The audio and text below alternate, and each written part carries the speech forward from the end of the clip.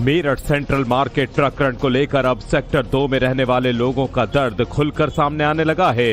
क्षेत्र के कई स्थानों पर स्थानीय निवासियों ने अपने घरों और दीवारों पर पलायन के पोस्टर लगा दिए हैं, जिससे इलाके में हलचल मच गई है। निवासियों का कहना है कि प्रशासन द्वारा प्रस्तावित सेटबैक प्रक्रिया उनके लिए बड़ी समस्या बन चुकी है। उनका कहना है कि सेक्टर 2 में अधिकांश मकान छोटे छोटे हैं और ऐसे में सेटबैक नियम लागू करना व्यवहारिक रूप से संभव नहीं है।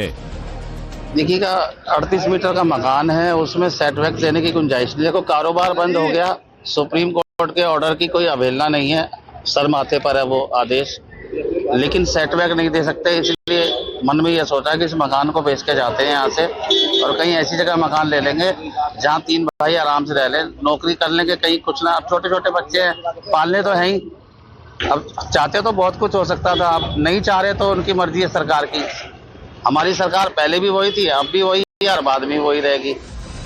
सुप्रीम कोर्ट के आदेश के बाद मेरठ के शास्त्री नगर सेंट्रल मार्केट प्रकरण में 859 संपत्तियों पर अवैध निर्माण को तोड़कर सेटबैक छोड़ने का नोटिस शास्त्री नगर सेक्टर 2 के निवासियों को दिया गया है। इस आदेश के बाद लोगों ने घरों के बाहर पलायन के पोस्टर लगाए हैं और महिलाएं भी सड़कों पर उतर आई हैं। महिलाएं पलायन का पोस्टर लेकर घरों के बाहर बैठ गईं और रो रो कर अपना दर्द बयां किया। हम कहाँ जाएंगे बताइए, तो हमें अपना यहाँ से जाना ही पड़ेगा ना, जब हमारे लिए कोई रास्ता ही नहीं छोड़ा उन लोगों ने। कोई तो हमसे पूछने आता, कोई तो जनप्रतिनिधि आता हमारे पास है। जब ये सब हो रहा था तब क्या सो रहे थे? 40 साल से ये मार्केट बसी हुई है। आज ही उनको एकदम याद आ गया कि बिल्कुल हमें बर्बाद करने पर आ गए हैं, कि बिल्कुल हम लोग सड़क पे उतर गए हैं, हमारे लिए कोई नहीं है। हमसे पूछ के तो देखो, हम कैसे रातों की नींद हमारी खत्म हो गई है। पलायन को मजबूर इन परिवारों के समर्थन में आवाज उठाने अब हिंदू संगठन सामने आए हैं और सरकार से परिवारों की मदद की अपील की है। कहना है कि जनप्रतिनिधि कोई नहीं आया, तो भी क्यों आएंगे?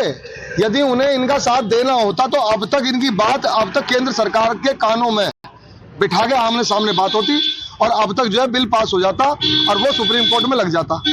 इसके अलावा कोई समाधान ही नहीं है। जब तक राज्यसभा और लोकसभा में बिल पास नहीं होगा, सुप्रीम कोर्ट भी एक्सेप्ट नहीं करेगी।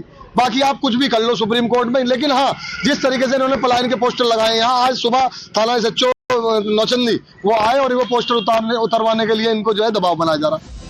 दरअसल सुप्रीम कोर्ट ने 9 अप्रैल को कहा कि जो 44 संपत्तियां सील की गई हैं, उनको यथावत रहने दिया जाए और जो अन्य 859 संपत्तियां हैं, उनके अवैध निर्माण को 2 महीने के अंदर तोड़ दिया जाए।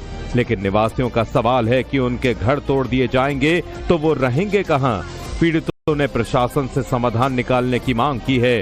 फिलहाल क्षेत्र में लगे पलायन के पोस्टर चर्चा का विषय बने हुए हैं और लोग इस मुद्दे को लेकर चिंतित नजर आ रहे हैं।